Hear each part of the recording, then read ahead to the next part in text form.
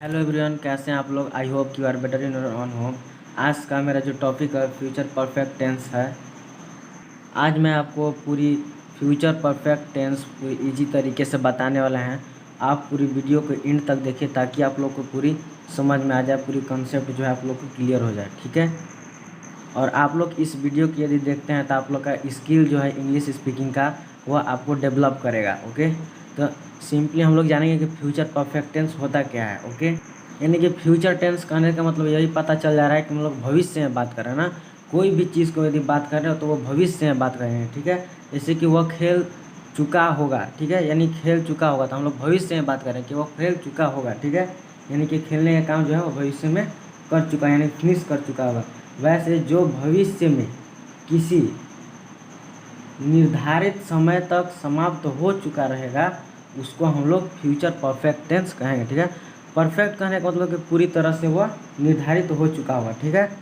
जैसे इसका जो रूल होता है समझने का, जैसे उसको पहचानने का जो है वह हम लोग पहले देखेंगे, ओके। देखिए, मुख्य क्रिया यानी कि मेन वर्ब के साथ चुका होगा, चुकी होगी, चुके होंगे, लिया होगा, दिया होगा, दिया होगा, ली होगी, दी होगी, की होगी का प्रयोग किया हो, तब हम लोग जानेंगे कि यह फ्यूचर परफेक्ट टेंस है, ठीक है। यानी कि हम लोग को ये पहचानने का रूल है। ये यदि ये लास्ट में हम लोग को मिलेगा तो हम लोग समझ जाएंगे कि ये फ्यूचर परफेक्ट टेंस है, ओके। चलिए हम लोग एग्जाम्पल से देखते हैं। देखिए, वह आ चुका होगा, तुम खेल चुके होगी, राम क्रिकेट खेल चुके होंगे, ठीक है। यानी कि जो ये सेंटेंस जो मेरा है वो बताता है कि यह फ्यूचर परफेक्ट टेंस में है, ओके।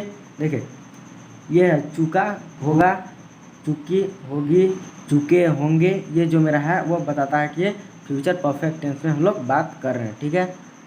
फ्यूचर परफेक्ट टेंस को हम लोग 3 भाग में देखेंगे, क्योंकि यदि हम लोग को इंग्लिश स्पीकिंग को स्किल को बढ़ाना है तो हम लोग इसको 3 भाग में देखेंगे, ठीक है। पहला जो मेरा जो है वह देख लीजिए, यहाँ पे दिख रहा होगा आप लोग को।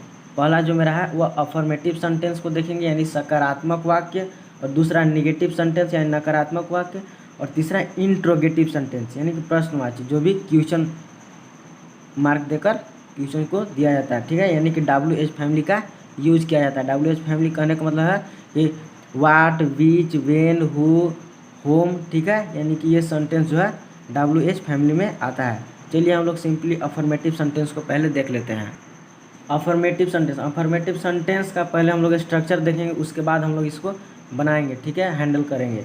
देखिए, इसका जो अफर्मेटिव सेंटेंस यानी कि फ्यूचर परफेक्ट टेंस का जो अफर्मेटिव सेंटेंस में जो होता है उसका जो स्ट्रक्चर है वो subject plus shell will plus have, ठीक है। हैव लगेगा ना, और प्लस वर्ब का थर्ड फॉर्म, यानी परफेक्ट में हमेशा हम लोग के वर्ब का थर्ड फॉर्म ही लगाना है, ठीक है। और उसके बाद ऑब्जेक्ट, ठीक है। तो यहाँ पर जो मेरा सेंटेंस दिया था वह आ चुका होगा, ठीक है। यानी कि वह आ चुका होगा, यानी भविष्य में बात कर रहे हैं हम लोग कि वह आ चुका होगा। यानी कि मेरा जो सब्जेक्ट है वह ही है, ठीक है। यानी कि सब्जेक्ट मेरा ही है तो ही लिख देंगे सिंपली। और ही के साथ मेरा क्या लगेगा, शैल या विल लगेगा। तो ही के साथ विल लगता है ना, तो विल लगा दिए। उसके बाद हम लोग क्या जोड़ना है, हैव, ठीक है। यानी परफेक्ट टेंस में बात करें इसलिए हैव लगा देंगे, हैव लगा दिए। अब वर्ब का कौन सा फॉर्म लगाना है, थर्ड फॉर्म। यानी कि क्रिया मेरा क्या है, आना, आना ना, तो आना क्या होगा, कम। तो कम का वर्ब का थर्ड फॉर्म क्या होता है, कम ना। देखो जैसे किसका रूप चलता है, कम, केम, कम, ठीक है। यानी कि इसका जो वर्ब का थर्ड फॉर्म ये हो गया मेरा कम, यानी कि कम लिख दिए। ऑब्जेक्ट नहीं है तो ऑब्जेक्ट नहीं है तो कोई दिक्कत नहीं, ठीक है। यदि ऑब्जेक्ट यहाँ पर रहता तो हम लोग लगा सकते थे। चलिए दूसरा एग्जाम्पल की तरफ चलते हैं, ठीक है। अब सेकेंड एग्जाम्पल देखते हैं। तुम खेल चुकी होगी, ठीक है, यानी कि तुम खेल चुकी होगी। यानी कि सेकेंड मेरा क्या है, तुम खेल चुकी होगी, ओके। यानी कि तुम है तो यू लिख देंगे, यानी कि सब्जेक्ट के रूप में मेरा क्या हो जाएगा, यू। और यू के साथ सेल लगता है, हम लोग सेल लगा देंगे, ठीक है। और इसके बाद क्या लगाना है हम लोग को, हैव, तो हम लोग हैव लगा दिए। अब वर्ब का थर्ड फॉर्म हम लोग सिंपली जान रहे हैं। तो प्ले का क्या मतलब, खेलना क्या होता है, प्ले का प्लेड, ठीक है। यानी कि प्लेड लगा दिए। आई होप कि आपको ये एग्जाम्पल से क्लियर हो चुका होगा, ठीक है। और ऑब्जेक्ट मेरा है तो इस एग्जाम्पल में हम लोग देखते हैं कि ऑब्जेक्ट मेरा कैसे लगाते हैं, ओके। चलिए हम लोग थर्ड एग्जाम्पल देखते हैं। जैसे राम क्रिकेट खेल चुके होंगे, ठीक है। यानी कि राम क्रिकेट खेल चुके होंगे। तो मेरा सब्जेक्ट क्या है, सिंपली राम है, तो राम का राम लिख देंगे, वो राम का राम लिख दिए। और राम के साथ क्या लगेगा, विल लगता है, विल लगा दिए। उसके बाद हैव का प्रयोग, हमेशा वर्ब का थर्ड फॉर्म लगाना ना, तो खेलना के प्ले होता है तो प्लेड हो जाएगा, ठीक है। अब प्लेड, उसके बाद ऑब्जेक्ट मेरा ना, तो ऑब्जेक्ट मेरा क्या है, क्रिकेट है, ये क्रिकेट खेल रहा है ना, क्या खेल रहा है, क्रिकेट खेल रहा है, तो हम लोग इसको क्रिकेट लिख देंगे। यानी कि Ram will have played cricket, यानी कि ऑब्जेक्ट के रूप में मेरा क्या हो गया, क्रिकेट। आई होप कि आपको समझ में आ चुका है कि ऑब्जेक्ट के रूप में मेरा क्रिकेट लिखा गया, ठीक है। आई होप कि आपको अफर्मेटिव सेंटेंस जो है वह आपको क्लियर हो चुका होगा, ठीक है। यानी कि सिंपली हम लोग बना दिए। और दूसरा जो मेरा है वह निगेटिव सेंटेंस है, यानी कि नकारात्मक शब्द। निगेटिव कहने का मतलब है कि यानी कि नोट लगाकर कोई भी सेंटेंस को बना दिया जाता है, ठीक है। चलिए हम लोग उसको देखते हैं। दूसरा जो मेरा है वह निगेटिव सेंटेंस है, ठीक है। निगेटिव कहने का मतलब कि नकारात्मक वाक्य, ओके। चलिए हम लोग इसको देखते हैं। सिंपली इसका पहले स्ट्रक्चर देखेंगे, स्ट्रक्चर होता क्या है, यानी कि किस तरह से इसको हम लोग नोट के कहाँ पे प्रयोग करते हैं, ठीक है। यानी कि पहले हम लोग सब्जेक्ट, उसके बाद शैल विल प्लस नोट, इसके बाद लगाएंगे ना, शैल विल के बाद नोट लगाएंगे, उसके बाद हैव, उसके बाद वर्ब का थर्ड फॉर्म लगाते हैं जनरली, और उसके बाद ऑब्जेक्ट। चलिए हम लोग देखते हैं। जैसे सब्जेक्ट मेरा क्या है, ही है, वह का ही होता है तो ही लगा दिए। उसके बाद क्या लगाना है, शैल विल में लगाना है, तो ही के साथ क्या लगता है, विल लगता है, विल लगा दिए। ही विल, उसके बाद नॉट, ही विल नॉट, उसके बाद हैव लगा देंगे, हैव, वर्ब का थर्ड फॉर्म केम, कम, कम हो जाएगा ना, कम, फिनिश हो गया, ठीक है। यानी ऑब्जेक्ट नहीं है मेरा तो कोई दिक्कत नहीं है, ऑब्जेक्ट नहीं है तो नहीं लगाएंगे। ये कम लिखा हुआ है, ठीक है, ये कम लिखा हुआ है, कम केम कम, वही अब आप लोग ऊपर बताए थे, ठीक है।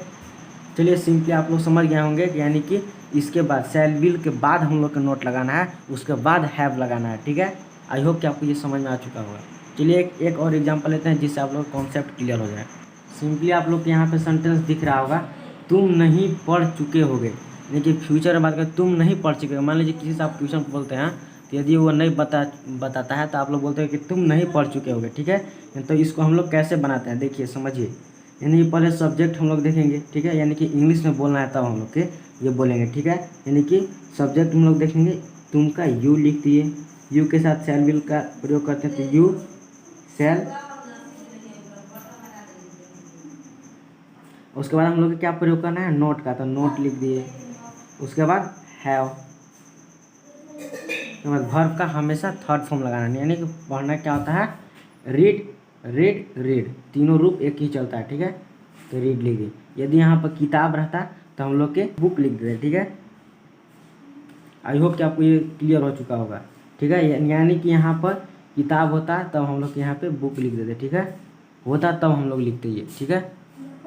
यानी कि हम लोग ऑब्जेक्ट के रूप में हम लोग बुक को लिख देते, ओके। यानी कि हम लोग कैसे इंग्लिश में बोलेंगे, you shall not have read, okay, you shall not have read, okay. I hope कि आपको ये कॉन्सेप्ट क्लियर हो चुका होगा। चलिए इंट्रोगेटिव सेंटेंस की तरफ चलते हैं। चलिए हम लोग समझते हैं कि इंट्रोगेटिव सेंटेंस होता क्या है, ओके। यानी कि इंट्रोगेटिव सेंटेंस कहने का मेरा मतलब है कि प्रश्न वाक्य वाच्य होता है, यानी कि प्रश्न उसमें पूछा जाता है, ठीक है। यानी कि WH फैमिली का प्रयोग किया जाता है, ओके, WH फैमिली का प्रयोग किया जाता है, ओके। यानी कि देखिए दो सेंटेंस आपके समक्ष यहाँ पे रखे हैं, यानी कि दोनों सेंटेंस एक WH का प्रयोग होगा और एक में नहीं होगा, समझ गए। यानी कि इंट्रोगेटिव सेंटेंस जो मेरा है वह दो चीज़ में होता है, यानी कि एक WH फैमिली का प्रयोग होता है और दूसरा में नहीं होता है। तो देखते हैं हम लोग, चलिए स्टार्ट करते हैं। देखिए, क्या आप खेल क्या आप खेल चुके होगे, यानी कि पूछा जा रहा है कि क्या आप खेल चुके होगे। यानी कि मान लीजिए आपसे पूछा जा रहा है कि क्या आप खेल चुके होगे, तो आप बताइए कि यस या नो, सिंपली यस या नो, मैं खेल चुका हूँगा या नहीं खेल चुका हूँगा, ओके। और यानी कि कहने का मेरा मतलब है कि यदि आप यस या नो में जवाब दे देते हैं, ठीक है, यस या नो में जवाब दे देते हैं, तब हम लोग WH फैमिली का प्रयोग नहीं करेंगे, ठीक है। यानी कि यस या नो में जवाब हम दे देते हैं, ठीक है, यानी कि दे देते हैं, तब हम लोग WH फैमिली का प्रयोग जो है वह क्या करेंगे, नहीं करेंगे। ठीक है, नहीं करेंगे सिंपली। और दूसरा जो मेरा है, आप क्या खेल चुके होगे, यानी से आपसे पूछा जा रहा है कि आप क्या खेल चुके होगे। ठीक है, तो यानी कि आपको बताना होगा कि आप क्या खेल चुके होगे। यानी कि आप क्रिकेट खेले होंगे तो आपको बताना है क्रिकेट खेल चुके होंगे, या तो आप वॉलीबॉल खेले होंगे तो आपको बताना होगा वॉलीबॉल खेल चुके होंगे, या फुटबॉल खेले होंगे तो फुटबॉल बताना होगा। यानी कि आपको जो चीज़ बताना होगा कि आप क्या खेल चुके होंगे, तब आपको लगाना है WH फैमिली का प्रयोग करना है। ठीक है, यानी कि जिसमें यस या नो का जवाब दे देते हैं तब हम लोग WH फैमिली का प्रयोग नहीं करेंगे। यानी कि विच, वाट, वेन, हु, ये सब का फैमिली का प्रयोग नहीं करेंगे। और जिसमें हम लोग का WH फैमिली का प्रयोग नहीं करते हैं, जैसे कि ये आपको बताना होता है कि हम क्या खेल चुके हों। ठीक है, यानी कि आप क्रिकेट खेल चुके होंगे तो आपको बताना होगा क्रिकेट खेल चुके होंगे। ठीक है, तब आप लोग का वहाँ पे WH फैमिली का प्रयोग करते हैं। चलिए हम लोग सिंपली इसका सेंटेंस बनाते हैं और समझते हैं। पहला के लिए मेरा जो स्ट्रक्चर है, देखिए सिंपली शैल विल लगाएंगे पहले, उसके बाद सब्जेक्ट, उसके बाद हैव, उसके बाद वर्ब का थर्ड फॉर्म, उसके बाद ऑब्जेक्ट। यानी कि नोट में आप लोग लिख दिए कि यदि यस या नो में जवाब मिल जाता है, यानी कि यस या नो में जवाब मिल जाता है तो हम लोग WH फैमिली का प्रयोग नहीं करेंगे। ठीक है, नहीं करेंगे तो कहने का मतलब है कि पहले हम लोग शैल विल का प्रयोग करेंगे। ठीक है, सब्जेक्ट से पहले। ओके, यहाँ तो सबसे फर्स्ट जो सेंटेंस है मेरा वो क्या है, क्या आप खेल चुके होगे। तो यानी कि आप मतलब यू, यानी कि यू के बाद क्या लगता है, सेल, तो हम लोग सेल के फर्स्ट में लगा देंगे। ठीक है, तो सेल लगा दिए। उसके बाद क्या लगाना है, सब्जेक्ट को लगाना है। तो सब्जेक्ट मेरा क्या है, यू लगा दिए। क्या के लिए हम लोग सेल लगा दिए, उसके बाद आपके लिए यू लगा दिए। ठीक है, यानी कि खेल चुके होगे ना, खेलना, यानी कि देखिए इसका ऑब्जेक्ट के बाद क्या है, खेल चुके होगे के हैव, उसके बाद हम लोग को हैव प्रयोग करना है। ठीक है, यानी कि सेल यू हैव, खेलना के क्या होता है, प्लेड, यानी कि वर्ब का हमेशा थर्ड फॉर्म। ठीक है, और यहाँ पे अगर मान लीजिए क्रिकेट आता तो हम लोग क्रिकेट लिख देते। ओके, चलिए हम लोग सेकेंड के लिए समझते हैं, यानी कि WH फैमिली का प्रयोग करते हैं। ओके, इसमें देखते हैं रूल सेकेंड मेरा क्या कहता है कि पहले हम लोग WH फैमिली का प्रयोग करेंगे, उसके बाद शैल विल का प्रयोग करेंगे, उसके बाद सब्जेक्ट बनाएंगे, उसके बाद हैव, उसके बाद वर्ब का थर्ड फॉर्म, उसके बाद ऑब्जेक्ट। ठीक है, यानी कि यदि यानी कि यस या नो में जवाब हम लोग को नहीं मिलता है, ठीक है, नहीं मिलता है, यानी कि हमको बताना पड़ता है कि हम लोग क्या खेल रहे हैं। ठीक है, यानी कि क्रिकेट खेल रहे हैं या वॉलीबॉल खेल रहे हैं, यानी जो भी खेल रहे हैं वो हमको बताना पड़ता है, तब हम लोग WH फैमिली का प्रयोग करते हैं। जैसे मान लीजिए व्हाट इज़ योर नेम, आपका नाम क्या है, तो आपको बताना पड़ेगा कि आपका नाम क्या है। ठीक है, तब हम लोग उसको WH फैमिली का प्रयोग करते हैं, यानी कि वाट पहले आता है। ठीक है, यानी कि यहाँ पर आप देखिए सेंटेंस जो सेकेंड है आपका, आप क्या खेल चुके होंगे। ठीक है, आप क्या खेल चुके होंगे, तो क्या के लिए पहले हो जाएगा वाट। ठीक है, यानी कि आपको बताना पड़ रहा है कि आप लोग क्या खेल चुके होंगे, यानी क्वेश्चन आपको किया जा रहा है। ठीक है, तो क्या के लिए वाट हो गया। उसके बाद शैल विल का प्रयोग करेंगे, यानी कि आप है तो आप यानी कि यू के बाद शैल लगता है, यानी कि शैल हम लोग पहले लगा देंगे। ठीक है, शैल लगा दिए सिंपली। उसके बाद सब्जेक्ट मेरा आप है तो आपके यू हो गया। उसके बाद हैव का प्रयोग,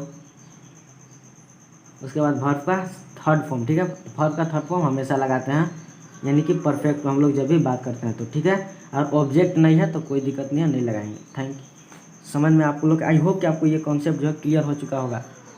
यानी कि हमको यही समझना है कि यदि यस या नो में जवाब मिल जाता है तब हम लोग WH फैमिली का प्रयोग नहीं करेंगे, और यदि यस या नो में जवाब नहीं मिलता है तब हम लोग सिंपली लगा देंगे। ठीक है, आई होप कि आपको ये क्लियर हो चुका होगा। यदि आप मेरे चैनल पर न्यू है तो सब्सक्राइब कर लीजिए, ऑल पे घंटी पर प्रेस कर लीजिए ताकि नोटिफिकेशन सबसे पहले आप तक पहुंच जाए, और मेरे वीडियो को लाइक कर दे। थैंक यू, मैं वॉचिंग वीडियो।